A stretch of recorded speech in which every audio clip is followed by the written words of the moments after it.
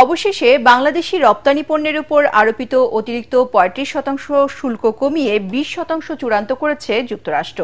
ঢাকা ওয়াশিংটনের দফায় দফায় বৈঠক ও কূটনৈতিক দেন দরবারের পর ১৫% শুল্ক কমিয়ে আনতে পেরেছে বাংলাদেশ।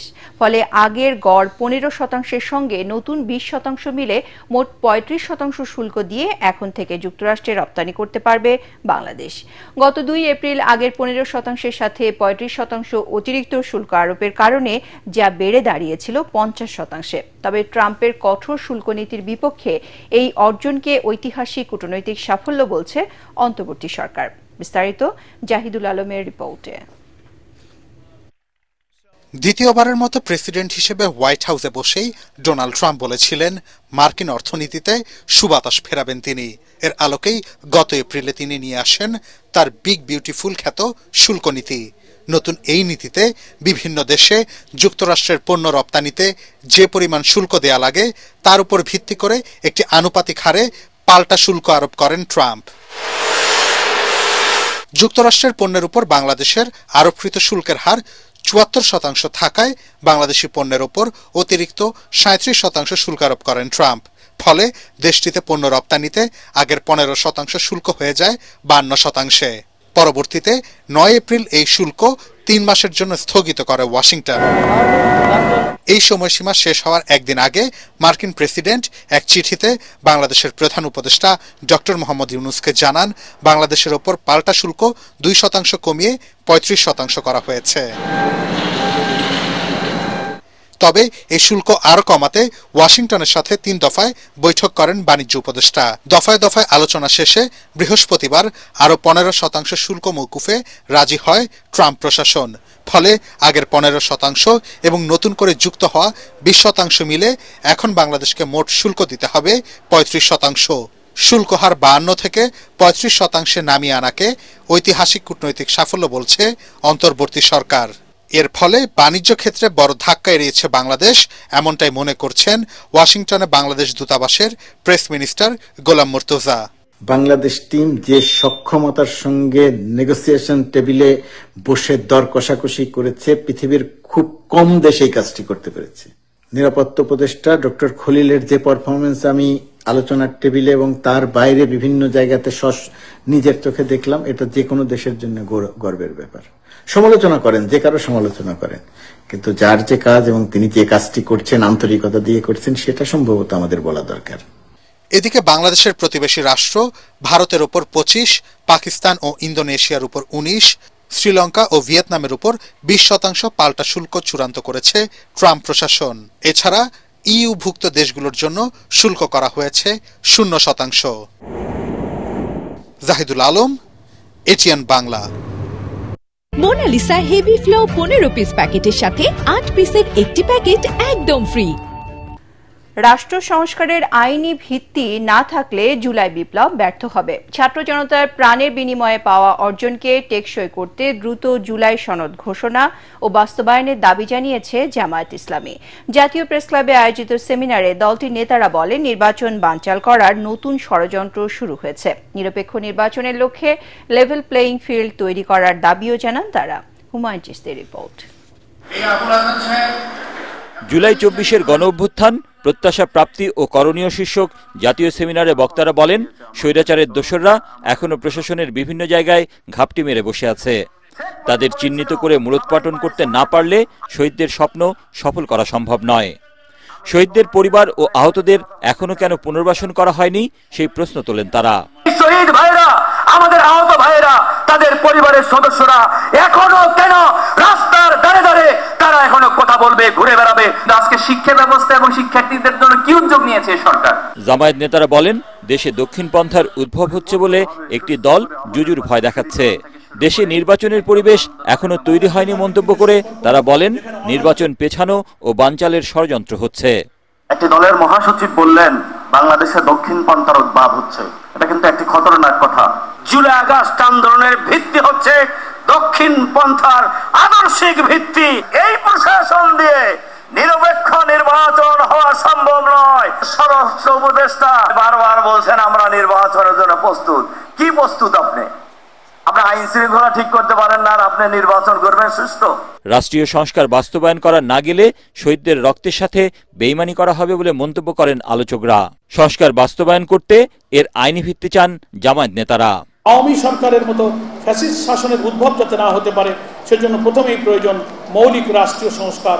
এজন্য প্রয়োজন দেশের রাজনৈতিক দলসমূহের বৃহত্তর ঐক্যমত গড়ে তোলা। সংস্কার এবং যে ঐক্যমত হয়েছে এগুলোকে আপনারা আইনে রূপান্তর করুন।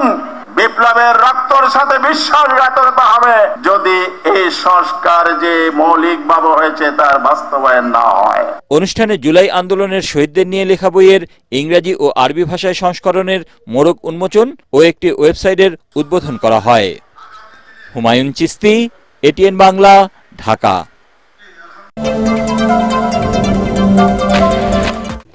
বাংলাদেশি পণ্যে মার্কিন শুল্ক কমানোর সাফল্যে অন্তর্বর্তী সরকারকে ধন্যবাদ জানিয়েছে বিএনপি। পাশাপাশি সব ষড়যন্ত্র থেকে দেশকে রক্ষায় প্রতিশ্রুতি অনুযায়ী সরকার নির্বাচন দেবে বলে প্রত্যাশা বিএনপি মহাসচিব মির্জা ফখরুল ইসলাম আলমগীরের। জুলাই শহীদদের স্মরণে রাজধানীতে সমাবেশে তিনি বলেন, শহীদদের আত্মত্যাগের মধ্য দিয়ে নতুন বাংলাদেশ নির্মাণের প্রত্যাশা পূরণ করবে বিএনপি। কামরুজ্জামান রাজীবের রিপোর্ট। আমাদের বক্তব্য দিয়েছেন 24-এর গণ অভ্যুত্থানে শহীদদের স্মরণে উত্তরায় ঢাকা মহানগর উত্তর বিএনপির সমাবেশে যোগ দেন দলের মহাসচিব মির্জা ফখরুল ইসলাম আলমগীর। সমাবেশে অংশ নিয়ে শোক, ক্ষোভ আর অপ্রাপ্তির কথা তুলে ধরেন শহীদ পরিবারের সদস্যরা। এতে বিএনপি নেতারা বলেন, শহীদদের রক্ত বৃথা যেতে দেবে না বিএনপি, তাদের আকাঙ্ক্ষা পূরণই বিএনপির অঙ্গীকার। এ সময় মির্জা ফখরুল বলেন, মার্কিন সরকারের 15% শুল্ক হ্রাসের সিদ্ধান্ত অন্তর্বর্তী সরকারের বড় অর্জন। এবার প্রতিশ্রুতি মতো নির্বাচন দেয়াই সরকারের মূল অগ্রাধিকার। ছাত্র জনতা যেভাবে গুলির মুখে দাঁড়িয়ে স্বৈরাচারকে বিদায় করেছে, সেভাবেই ষড়যন্ত্রকারীদের প্রতিহত করতে হবে। ঘোষণা আমাদের প্রধান উপদেষ্টা দিয়েছেন যে আগামী ফেব্রুয়ারি মাসে নির্বাচন হবে, মধ্যবর্তী সময়, তাই না? এই নির্বাচনটা আমরা চাই, দেশের মানুষ চায়।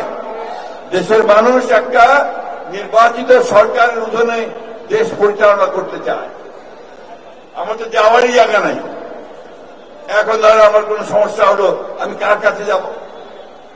কোনো এমপি নাই তো, আছে? তার যাবো কার কাছে? অন্যদিকে শহীদদের স্মরণে যাত্রাবাড়িতে ঢাকা মহানগর দক্ষিণ বিএনপির সমাবেশে মির্জা আব্বাস অভিযোগ করেন, জাতীয় নির্বাচন নিয়ে গভীর ষড়যন্ত্র হচ্ছে। তারিখ ঘোষণা হলেও সঠিক সময়ে ভোট হবে কিনা তা নিয়ে জনমনে নানা শঙ্কা তৈরি হয়েছে। নির্বাচন নিয়ে তো গড়িমসি কেন আমি বুঝতে পারি না। আমি একটা জিনিস বুঝতে পারি, জাস্টিস ডিলেড, জাস্টিস ডিনাইড। অর্থাৎ বিচারক যদি দেরি করে, বুঝতে হবে বিচারক রায় ভালো দেবে না। এটা হলো, এরা বুঝতে পারি আমরা। তো আর দেরি করেন না। আমরা জানি দিন ঘোষণা দেবেন, তারিখ ঘোষণা দেবেন, এর পিছনে আপনাদের আবার কোন ষড়যন্ত্র তত্ত্ব লুকিয়ে আছে আল্লাহই বলতে পারবে। সংস্কার নিয়ে যারা বিএনপিকে নানাভাবে আক্রমণ করছে, তাদের অনেককেই 5 আগস্টের আগে শেখ হাসিনা বিরোধী আন্দোলনে রাজপথে দেখা যায়নি বলেও দাবি করেন মির্জা আব্বাস। কামরুজ্জামান রাজীব, এটিএন বাংলা, ঢাকা। জুলাই সনদে রাষ্ট্র সংস্কারের বাস্তবায়ন প্রক্রিয়া থাকছে না বলে জানিয়েছেন ঐক্যমত্য কমিশনের সভাপতি ডক্টর আলী রিয়াজ। এটিএন বাংলাকে দেওয়ার সাক্ষাৎকারে তিনি জানান, সরকার ও রাজনৈতিক দলগুলোই ঠিক করবে জুলাই সনদ বাস্তবায়ন কোন পথে হবে। তবে কমিশনের সদস্য ডক্টর বদিউল আলম মজুমদার মনে করেন, মৌলিক সংস্কার বাস্তবায়ন না করে পরবর্তী সংসদের জন্য রেখে দিলে ফ্যাসিবাদ ফিরে আসার ঝুঁকি থাকবে। বিস্তারিত জানাচ্ছেন একরামুল হক সায়েম। জুলাই অভ্যুত্থানের পর রাষ্ট্র সংস্কারের রূপরেখা তৈরিতে এক টেবিলে বসে রাজনৈতিক দলগুলো। 5 মাস ধরে 3 ডজন দলকে সহমতে আনার চেষ্টা করে ঐক্যমত্য কমিশন। পাশাপাশি বসেই সংস্কার ইস্যুতে তর্ক বিতর্ক করেন রাজনৈতিক দলগুলোর নেতারা। বাংলাদেশে আমরা 53 বছরে 30টা রাজনৈতিক দল বসে সংবিধান নিয়ে কথা হয়েছে, তার কি উদাহরণ আছে? ঐতিহাসিক ঘটনা এবং এইরকম সুযোগ কিংবা এইরকম চিন্তা হয়নি। তাই আমাদের এই আত্মত্যাগের ফলে, জুলাই অভ্যুত্থানের ফলে আমাদের এই সুযোগটা সৃষ্টি হয়েছে। গত 3 জুন থেকে শুরু হয়ে 23 দিন চলে ঐক্যমত্য কমিশনের দ্বিতীয় পর্যায়ের আলোচনা। 31 জুলাই পর্যন্ত চলা আলোচনায় মৌলিক সংস্কারের 19টি প্রস্তাবে ঐক্যমত্যে পৌঁছালেও ভিন্নমত রয়েছে 9টিতে। ঐক্যমত্যে আসার জন্য আগামী কয়েকদিনের মধ্যেই জুলাই সনদের পূর্ণাঙ্গ রূপ দিতে কাজ করছে কমিশন। তবে প্রশ্ন উঠেছে সনদের আইনি ভিত্তি নিয়ে। কোন প্রক্রিয়ায় সংস্কার বাস্তবায়ন হবে তাও স্পষ্ট নয়। যদিও বাস্তবায়নের জন্য গণভোট ও গণপরিষদ নির্বাচন সহ 6 সুপারিশ ছিল কমিশনের। একটা বড় বিষয়ের কিছু অংশ কেউ বলছেন অধ্যাদেশের মধ্যে দিয়ে করুন, কিছু অংশ পরবর্তী সংসদের জন্য রেখে দিন। তাহলে আপনি সেপারেটটা করবেন কি করে, ঠিক কোন জায়গায়? আর আমরা সেন্টিমেন্টের জায়গাটা বুঝতে চেয়েছিলাম। রাজনৈতিক দলগুলো যদি ওভারওয়েলমিংলি আমাদেরকে বলে দিত, যেটা হয়নি। আমরা 6টা অপশন দিয়েছি। তো এখন রাজনৈতিক দলগুলোকেই বেছে নিতে হবে কোনটা তারা এই যে কোনটা তাদের কাছে গ্রহণযোগ্য, যে পরবর্তী সংসদ করবে নাকি আমরা ইয়ে করব, কনস্টিটিউয়েন্ট অ্যাসেম্বলি করব, নাকি গণভোট করব, নাকি কনস্টিটিউয়েন্ট অ্যাসেম্বলি এবং পার্লামেন্ট একত্রে নির্বাচন হবে।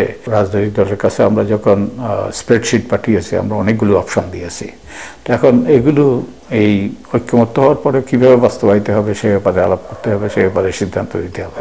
ঐকমত্য কমিশনের সহসভাপতি ডক্টর আলী রিয়াজ বলছেন, সংস্কার বাস্তবায়ন প্রক্রিয়া ঠিক করার দায়িত্ব সরকার ও রাজনৈতিক দলের। তবে পরবর্তী নির্বাচিত সংসদের উপর না চাপিয়ে মৌলিক সংস্কারগুলো আগেই বাস্তবায়নের তাগিদ কমিশনের সদস্য ডক্টর বদিউল আলম মজুমদারের। পরবর্তী সংসদের জন্য করা মানে অনেকটা পরবর্তী সংসদের জন্য কতগুলো এজেন্ডা তৈরি করা। কিন্তু আমরা তো যেই আমাদের স্বৈরাচার বিতাড়িত হয়েছে, কিন্তু স্বৈরাচারী ব্যবস্থা বিরাজমান। তো স্বৈরাচারী ব্যবস্থা আমাদের যদি দূরীভূত করতে হয়, স্বৈরাচারী ব্যবস্থা যদি আমরা অবসান করতে হয়, তাহলে এই সংস্কারগুলো অপরিহার্য।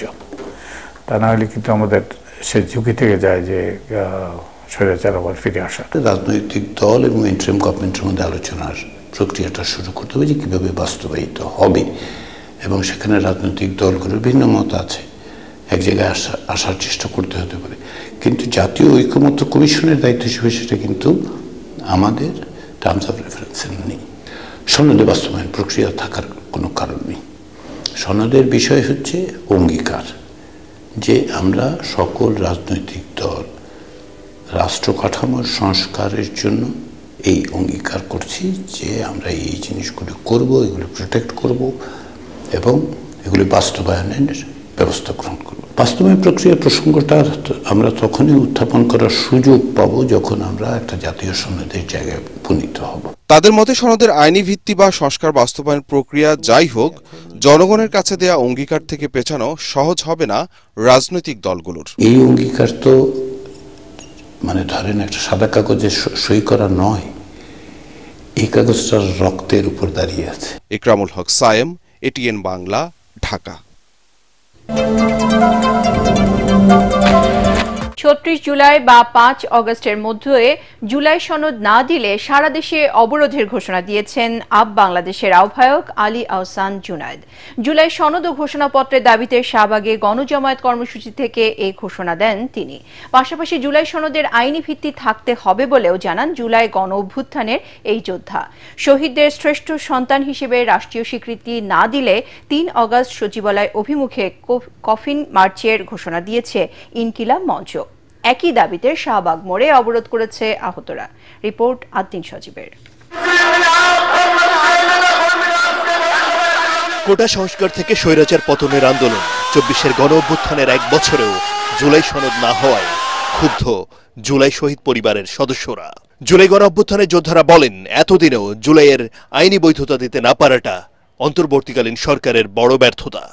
এ সময় ইউনাইটেড পিপলস বাংলাদেশ বা আপ বাংলাদেশের আহ্বায়ক আলী আহসান জুনায়েদ জানান, জুলাই ঘোষণাপত্র দেওয়ার শেষ সময়ে ৩৬ জুলাই বা ৫ আগস্ট না হলেই সারা দেশে অবরোধ।